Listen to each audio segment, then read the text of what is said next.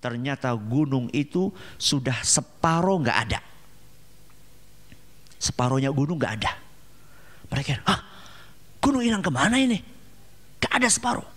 Kemudian mereka lebih kaget lagi ketika gunung yang separuh itu sudah pindah.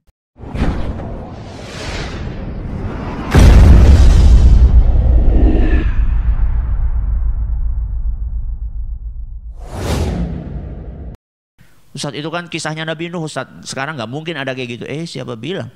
Ana bawakan di situ kisah nyata. Kejadian pada tahun 1955. Kalau kemarin kita dengar di Banjarnegara ada kasus apa?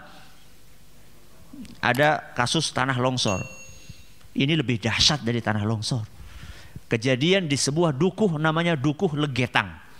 Itu di komplek Dieng. Dukuh itu apa ya? Dukuh itu bukan makanan, bukan. Dukuh itu apa? Bukan desa. Dukuh itu dusun. Dusun itu RW. Ya, RW. Jadi kampung kemudian dibagi-bagi lagi. Dukuh. Ya. Dukuh namanya dukuh apa tadi? Legetang.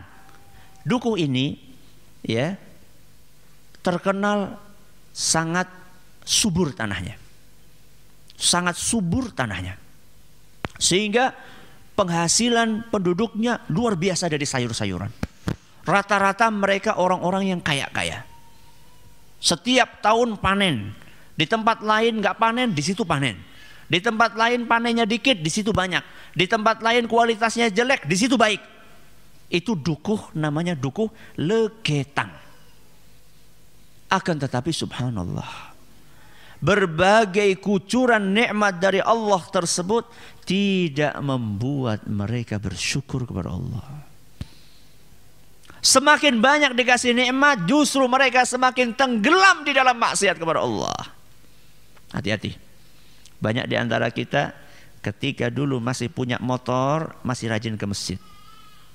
Begitu dapat mobil, ke masjid mulai jarang. Ketika dapat kereta, nggak pernah ke masjid lagi. Ya, hati-hati. Orang-orang yang seperti itu, hati-hati. Makanya orang-orang Dukuh Legetang, ketika mereka mendapatkan nikmat dari Allah, bukannya semakin taat kepada Allah, semakin banyak maksiat. Yang namanya judi, perzinaan, bahkan sampai zina dengan ibu mereka sendiri. Na'udzubillahi min dzalik. Dan setiap malam selalu mereka nanggap lengger. Nanggap itu mengadakan, ya, lengger itu kayak kuda lumping, dan yang main itu cewek, dan akhir-akhirnya zina. Setiap malam seperti itu, sampai datang tanggal 17 April 1955. Berapa?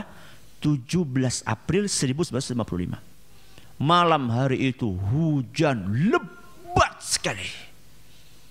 Petir sana sini. Gak ada orang yang berani keluar dari rumah. Akan tetapi penduduk desa Legetang, dusun Legetang tetap berbuat maksiat. Tetap minum, tetap judi, tetap zina. Sampai lewat pertengahan malam. Ketika lewat pertengahan malam, hujan berhenti. Sunyi senyap. Tiba-tiba terdengar suara boom.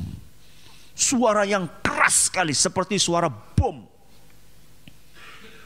Suara itu terdengar oleh dusun-dusun yang ada di sekeliling dusun Legetang. Tapi nggak ada satupun yang berani keluar.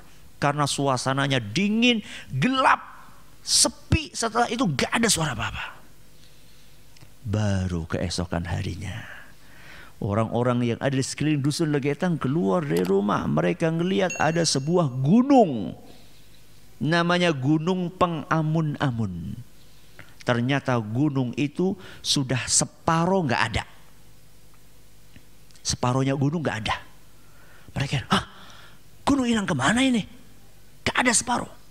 Kemudian mereka lebih kaget lagi ketika gunung yang separuh itu sudah pindah di atas dusun Legetang.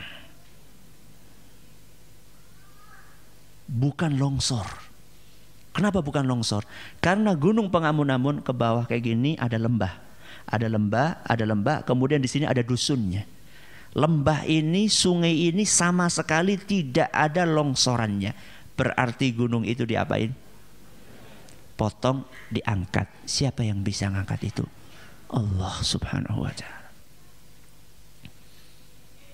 Maka kalau kita sudah tinggal di suatu komunitas, isinya di situ maksiat, dan tidak ada yang mengingkari maksiat tersebut, siap-siap. Siap-siap apa Ustaz? Pindah cepat-cepat. Ya. Kalau nggak ada yang mengingkari lagi. Tapi kalau masih ada yang mengingkari, berterima kasihlah kepada orang-orang yang mengingkari tersebut. Berterima kasihlah kepada orang-orang yang mau beristighfar kepada Allah. Walaupun dia orang miskin. Bisa jadi azab tidak Allah jatuhkan ke negeri kita ini. Walaupun yang namanya kemaksiatan di negeri kita banyak sekali. Bukan hanya kemaksiatan, kemusyrikan, kekufuran di negeri kita. Mungkin Allah belum jatuhkan azab kepada negeri kita ini secara umum.